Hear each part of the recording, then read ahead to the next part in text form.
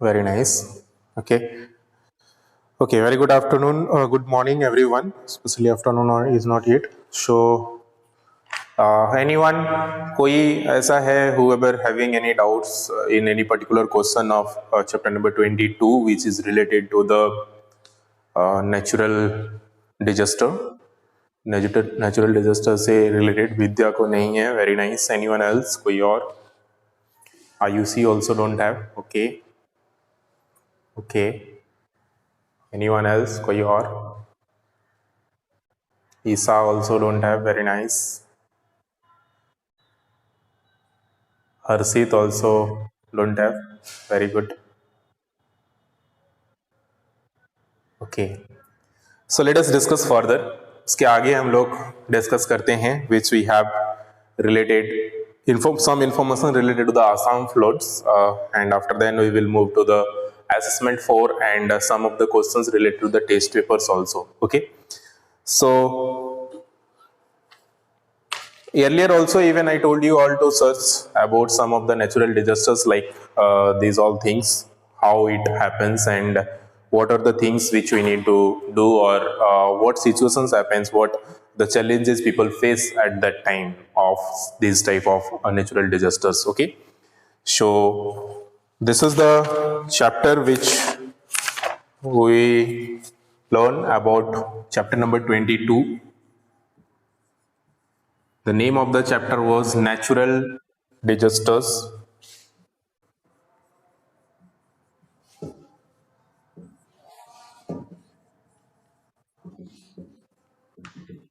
Natural disaster.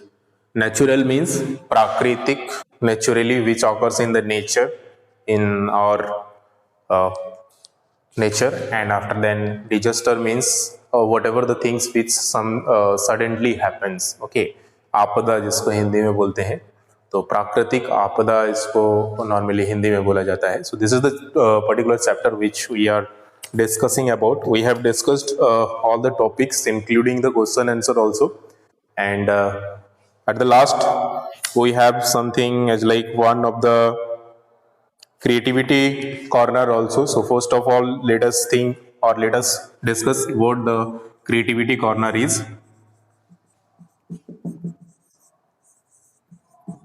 What you have to do in this creativity corner में आपको क्या करना है, पहले इसको हम लोग डिस्कस करते हैं because this is the things which you have not discussed yet.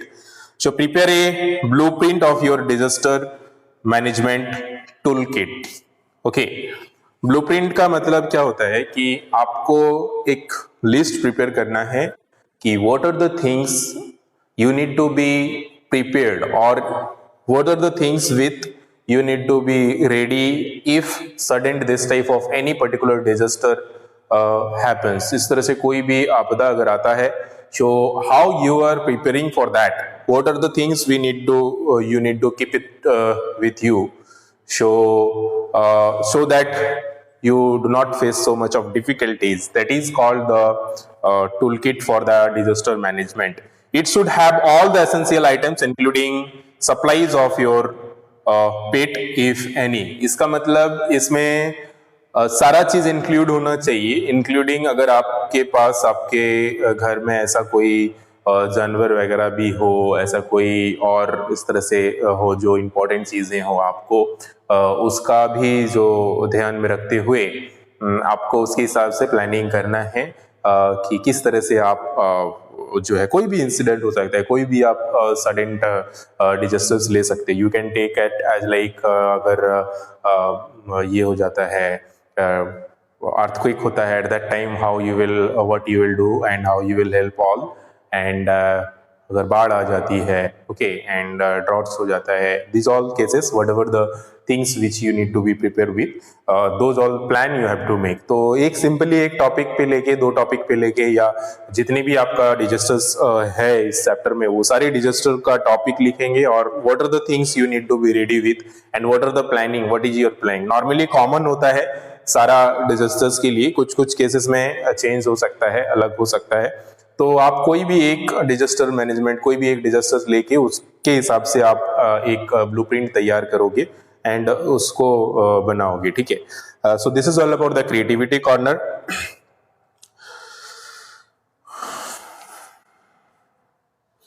If you are talking about the what difference which you can make, this is also similar to that one only, this one only.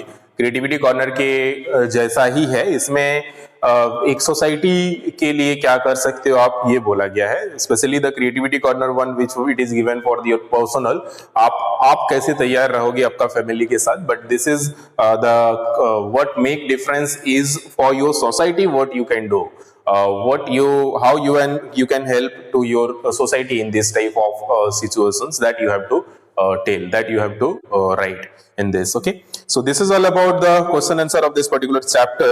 If we move to the Assam floats, Assam floats जो हुआ था उसके बारे में अगर हम लोग बात करें, let us discuss some things related to the Assam floats. ये कब हुआ था? 2016 में हुआ था. ठीक है, आसाम में आसाम फ्लड्स. आप कोई और पर्टिकुलर लोकेशन का भी फ्लड्स या तो कुछ इस तरह से पर्टिकुलर डिजास्टर को लेकर के आप उसके बारे में लिख सकते हो, उसके बारे में फाइंड आउट कर सकते हो, सर्च आउट कर सकते हो एंड नॉलेज गैदर कर सकते हो कि क्या सिचुएशन हुआ था, what happens at that time. So if you are talking about the Assam floods which happen in July 2016, पूछा जाता है कि असम फ्लड्स कब हुआ था, तो answer will be July 2016. And this hit the state of Assam which is located in the north east part of India. तो north east part India का जो नॉर्थ ईस्ट पार्ट है उसमें असम जो है वो लोकेटेड है. अगर आप मैप देखोगे इंडिया का तो उसमें जो लोकेशन है, ये हमने आप लोगों को पहले भी बताया था कि जो लोकेशन होता है वो इस तरह से होता है, नॉर्थ, साउथ और इधर जो होता है this side east and west. तो आप अगर देखोगे यहाँ पे जो आसाम का north east part of India जो बोला जा रहा है, इसका मतलब ये पार्ट जो है इसको नॉर्थ ईस्ट बोला जाता है. In this part of the India it happens. Okay, so in this flood human beings as well as animals were affected. यहाँ पे आदमी के साथ साथ काफी सारा एनिमल्स भी इफेक्ट हुए थे. ज्यादातर प्रॉब्लम एक्चुअली में एनिमल्स या इस तरह के जो पेड़ वगैरह होता है, ये इस तरह के चीजों को ही होता है. बिकॉज ह्यूमन बींग्स क्या है, उनके पास नॉलेज है, they know what to do, how to do, they just escape और वो लोग जो है अपने आप को सेव कर लेते हैं. But specially the challenges what the most faces is the animals one. Animal को सबसे ज्यादा दिक्कत होता है, पेड़ को ज्यादा दिक्कत होता है क्योंकि उसमें ज्यादा पानी की वजह से वो ये हो जाते हैं, वो मर जाता है. ठीक है, हेवी रेन्स की वजह से, और इस तरह से प्रॉब्लम्स जो है आता है. ठीक है, and so human being as well as animal very good. यहाँ पे एक लोकेशन है Kaziranga national park, a UNESCO world heritage site. ये भी जो है एक यूनेस्को का वर्ल्ड हेरिटेज साइट ही है. यहाँ पे उस टाइम काफी नुकसान हुआ था जो एनिमल्स थे वहाँ का. वर्ल्ड में ये जो वाइल्ड लाइफ पार्क्स है, ये पार्क वर्ल्ड फेमस है. आई मीन वर्ल्ड में भी इसको माना जाता है. And it is the home of a large number of animals. यहाँ पे बहुत सारा एनिमल्स जो है वो इस पार्क में रहता है. ठीक है, as a result of this flood about 270 wild animals, 270 जो है वाइल्ड एनिमल को करीब नुकसान पहुंचा था इस फ्लड के चलते, असम फ्लड के चलते.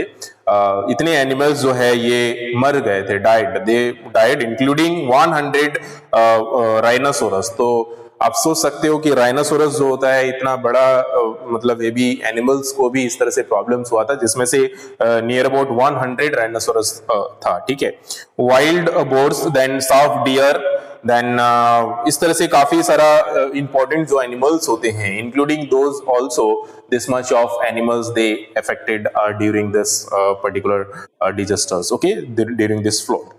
After then, as flood water spreads it carries diseases. हाँ, ये एक बहुत इंपॉर्टेंट है कि ऐसा नहीं है कि नॉर्मली फ्लड से ही सभी लोगों को नुकसान होता है.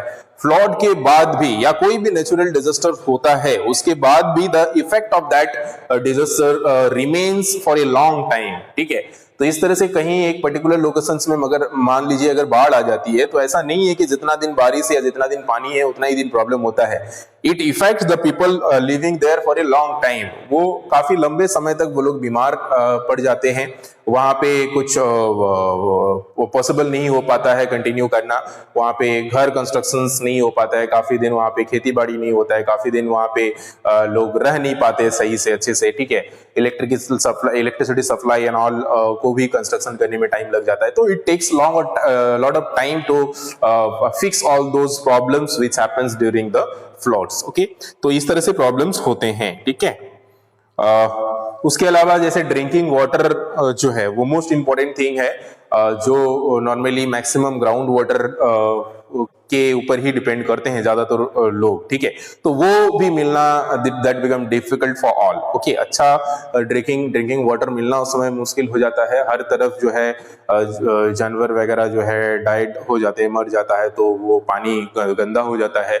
और आप नॉर्मली देखना कभी बरसात का टाइम में भी जो है अगर कोई ग्राउंड वाटर पीते हैं तो वो नॉर्मली अच्छा नहीं लगता है, या वो गंदा हो जाता है, क्योंकि आमने सामने का जो भी पानी है वो ग्राउंड वाटर में नीचे जो है वो चल जाता है, और इसीलिए माना जाता है कि पानी को हीट करके गर्म करके नॉर्मली ड्रिंक करना चाहिए, ठीक है। उसके अलावा रीजन फॉर फ्लड्स। तो फ्लड्स का रीजन बहुत इजी है। रीजन क्या है कि हेवी रेन्स, सो सिंपल। और अगर कोई ऐसा लोकेशन है जो नियर बाई सी है, समुंदर के सामने है, या इस तरह के नदी के सामने है, रिवर के सामने है, तो उसमें फ्लड आने का ज्यादा चांसेस रहता है, या तो हेवी रेन्स की वजह से भी जो है फ्लड्स आने का चांसेस होता है। तो फ्लड्स का are caused by overflowing of rivers. Rivers जब ओवरफ्लो हो जाता है, ओवरफ्लो का मतलब होता है जब भर के उससे पार होने लग जाता है, तो रिवर्स में जब ओवरफ्लो होता है at that time excess rains होने की वजह से तो ये जो है होता है बारिश। और इसका रीजन डायरेक्टली और indirectly is related with the trees also, with the responsibility behind it is goes to the people also, the human also, because they are day by day they are cutting the trees। तो पेड़ जो है वो cut जा रहा है दिन ब दिन, और वो कटने की वजह से जो इस तरह से वेदर कंडीशन है वो कंट्रोल में नहीं होता है। Sometime it become very cold, sometime it will be very hot, sometime it will be very rainy, है ना, sometime it will not rain for a long time. तो इस तरह से सिचुएशंस होता है because of the peoples, some of the peoples they used to play with the nature, they cut the trees, they are not saving the environment। तो ये सारे reasons है जिसकी वजह से इस तरह से प्रॉब्लम्स ज्यादा आते हैं, ठीक है। So flood can be human made. Floods जो है वो ह्यूमन मेड भी हो सकता है। कैसे ह्यूमन मेड हो सकता है, ठीक है। नॉर्मली क्या होता है कि जो इलेक्ट्रिसिटी वगैरह हम लोग ने पढ़ा था, हाइड्रो इलेक्ट्रिसिटी के बारे में आप लोग ने पढ़ा होगा प्रीवियस चैप्टर में, उसमें हम लोग ने पढ़ा था कि डैम को जो है बारिश को जो है रोक के उसमें इलेक्ट्रिसिटी जनरेट करने के लिए जो है टरबाइन को घुमाने के लिए उसमें पानी ये किया जाता है। तो इस तरह से अगर डैम को अचानक खोल दिया जाए और उसके आमने सामने के जो भी लोकेलिटी होता है उस लोकेलिटी में बाढ़ आने का चांसेस बढ़ जाता है, ठीक है। तो ये इस तरह से ह्यूमन क्रिएशंस भी ये हो सकता है, ठीक है। It can also be used as a war tactic, or for example in 1937 the Chinese government destroyed wall of the Yellow River in which the prevent of the flooding। यहाँ पे एक वॉल है जिसको येलो रिवर का wall भी बोला जाता है। वहां पे चाइना ने क्या किया था, एक वॉर के कारण, लड़ाई के कारण वहां का जो वॉल है उसको खोल दिया था, वहां का जो दीवार है उसको खोल दिया था, और वहां से पानी जो है काफी तेज आने की वजह से वहां के जो भी कोस्टल्स, वहां पे जो भी एरिया होते हैं, वहां पे आमने सामने एरिया, वो जो है उसमें इस तरह से आपका फ्लड्स आ गया था, ठीक है। तो वो भी हो सकता है। उसके अलावा यहाँ पे एक फ्लड है जिसको बोला जाता है molasses flood. So let us discuss about the molasses flood. ये किसको बोला जाता है मोलासियस फ्लड को? मोलासिस फ्लड ये एक्चुअली एक फ्लड्स है जो कि नॉर्मली आप लोग को अगर हिंदी में बोले तो एक गुड़ जो बनता था इससे, गन्ना से, ठीक है। तो गुड़ बनने के टाइम पे जो है उस तरह का एक डैम मतलब जो वेस्टेज पार्ट होता था वो निकल के आता था. So that is called actually molasses floor. So it's a molasses is a dark thick and sticky liquid. वो एक लिक्विड होता है made when sugar is refined. तो शुगर को जब रिफाइंड किया जाता है, मतलब जब गन्ना से जब गुड़ बनाया जाता है या चीनी बनाया जाता है, शुगर जो बनाया जाता है उस टाइम रिफाइन करके बनाया जाता है. मतलब एक से पहले गुड़ बनता है, गुड़ से फिर चीनी जो बनता है, या तो डायरेक्टली उसको रिफाइन करके जो है शुगर बनाया जाता है. सो शुगर इंडस्ट्रीज में या शुगर जहां पे बनता है उस समय पे ये जो है एक लिक्विड निकल के आता है, और ये लिक्विड जो है ये भी इसको बोला जाता है नॉर्मली मोलासियस फ्लोट. ओके, जो कि 1919 में एक यहाँ पे टैंक जो है उसको एक्सप्लोड कर दिया गया था. ठीक है, इन वेस्टॉन यहाँ पे एक्सप्लोर किया गया था, एंड उसका जो वेव था वो नियर अबाउट 10 फीट हाई तक जो है 10 फीट ऊपर तक गया था, और इसके वजह से भी काफी लोगों को जो है नुकसान पहुंचा था. ठीक है, क्विकली हम लोग क्वेश्चन आंसर पे आते हैं, और जो कि दो टेस्ट पेपर है, one is assessment 4, another is test paper 2. तो इसमें से कुछ क्वेश्चंस हम लोग देखते हैं, बाकी जो लॉन्ग क्वेश्चंस होगा उसको हम लोग कोशिश करेंगे नेक्स्ट क्लास में और अच्छे से डिस्कस करने का with the revision.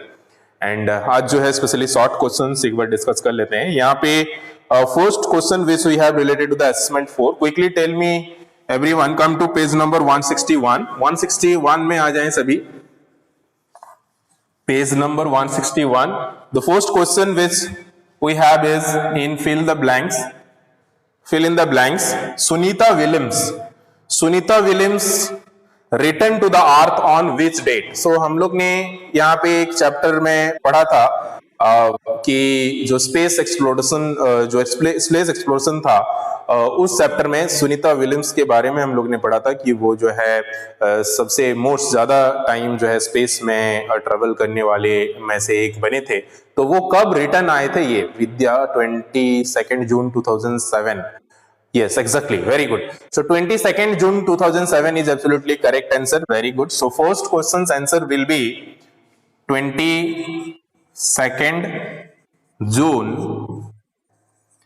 2007. Very good. ये आपको पेज नंबर 129 में मिल जाएगा. अगर आप देखोगे आपका बुक में सुनीता विलियम्स के बारे में दिया हुआ है in the chapter space exploration. Okay, moving to the second question which it is asking, that is Thomas Edison discovered a dash that could burn for a long time. तो हमने यहाँ पे पढ़ा था कि जो एक्चुअली में इलेक्ट्रिसिटी बल्ब है वो थॉमस अल्वा एडिसन ने नहीं बनाया, तो उससे पहले भी. हाँ exactly. Let us see if anyone else can answer. So आप अगर 134 पेज नंबर निकालोगे तो आपको मिलेगा 134 में.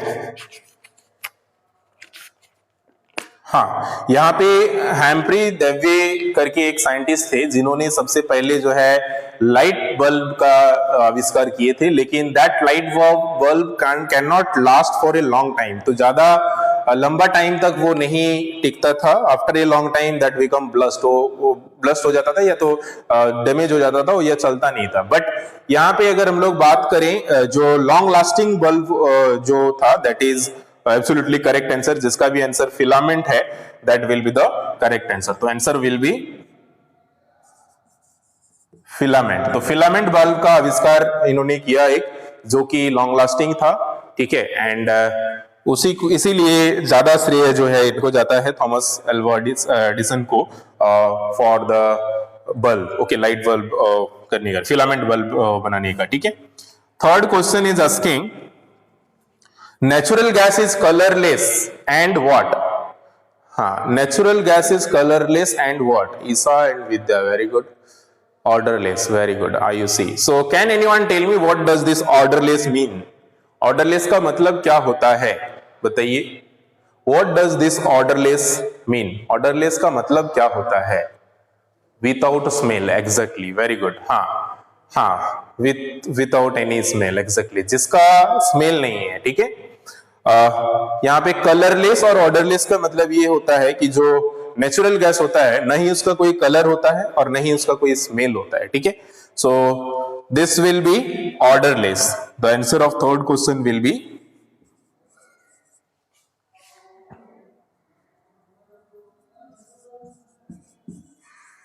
ऑर्डरलेस, ऑर्डरलेस का मतलब आप ब्रैकेट में लिख सकते हो यहां पे विदाउट एनी स्मेल। ठीक है, चलिए बहुत बढ़िया, all of you are giving very correct answer, very nice. Moving to fourth question which is asking biodiesel is made from. Biodiesel जो होता है वो किस किस से बनता है? एक तो सोयाबीन ऑयल का ऑप्शन दिया हुआ है, हाँ, Isa and Vidya Harshit, okay, yes yes, Anu Abhigyan, okay, yes, correct. So vegetable oil and animal fat is absolutely correct answer, very nice. So यहाँ पे एक तो सोयाबीन ऑयल दिया हुआ है, so the rest two will be vegetable oil and soybean oil and animal fat, okay. तो यहाँ पे जो फोर्थ का आंसर हो जाएगा, in first options will put vegetable oil,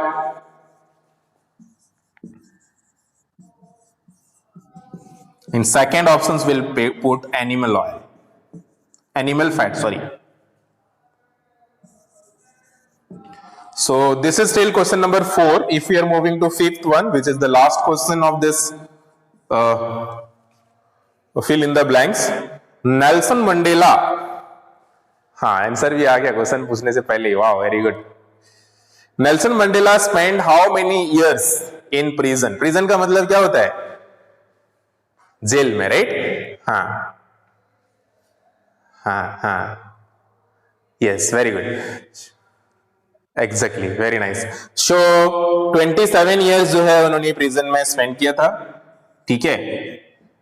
और इनको किस लिए किया गया था? क्योंकि he just fight for the rights of the black peoples in that their regions. तो वहां पे जो ब्लैक पीपल्स को जो है उतना ये नहीं ट्रीट किया जाता था, लोअर कास्ट में ट्रीट किया जाता था, उसके लिए उन्होंने फाइट करके जो है आगे बढ़ा और उनके लिए ही संघर्ष करते समय जो है उनको जेल में डाल दिया गया था। और उसके बाद वहां से निकल के भी वो इतना बड़ा पॉलिटिकल लीडर बने, ठीक है।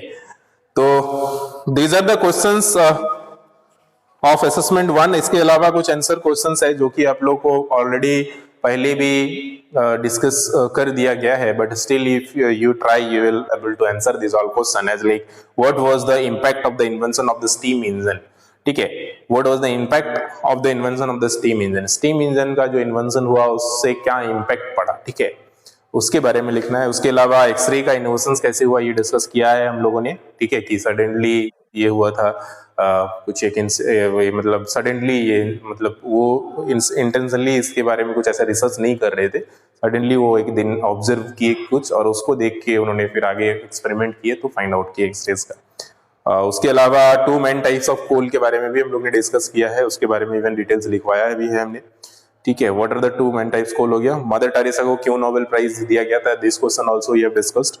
And what are the steps that we should take in a situation of flood, अभी रिसेंटली हम लोग ने डिस्कस किया in the previous chapter itself और in this chapter you can say. So these all are the questions you need to try to solve answer by yourself. Okay, if anyone not able to answer any questions, we'll discuss further. Moving to the test paper 2, quickly everyone come to 162 page number, wherein first question is asking a very dry area with less rainfall. क्या बोला जाता है इस area को, जल्दी से बताइए।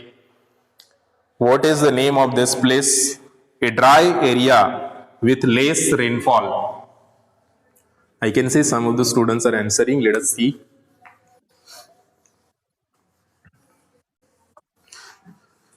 अच्छा चलिए, ये ज्यादा हो जा रहा है लगता है, ये हम लोग नेक्स्ट क्लास के लिए रखते हैं। So upcoming in our next class we will discuss this all questions, okay. जिसका भी आंसर डिजर्ट है, is absolutely correct answer, okay. तो इसको डिजर्ट ही बोला जाता है। आप लोग कोशिश करना क्वेश्चन आंसर लिखने का, होमवर्क ऑलरेडी दिया हुआ है, question answer of the previous chapter only, so I am not gonna to give any additional homework, okay. That's all for today. Thank you everyone, have a good time, take care and bye bye. Thank you. Bye.